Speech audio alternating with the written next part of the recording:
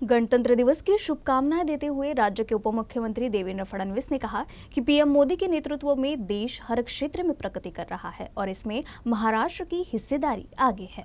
आणि त्यासोबत नागपूरच्या विविध भागांमध्ये जी काही मैदान आहेत ती मैदानं देखील चांगल्या प्रकारे तयार करून आणि नागरिकांना कशी विशेषतः खेळाडूंना उपलब्ध करून देता येतील असा देखील प्रयत्न आपला आहे। मी आज या निमित्ताने एवढंच सांगतो की नागपूर असेल, विदर्भ असेल, महाराष्ट्र असेल, या सर्वांगीण विकासाकरता आपण सगळे कटिबद्ध आहोत। पण या प्रजासत्ताक दिनाच्या निमित्ताने आपण एकीकडे आपल्या स्वातंत्र्याचा अमृत महोत्सव साजरा करतोय आणि आता प्रजासत्ताकाचा अमृत महोत्सव देखील सुरू झालाय।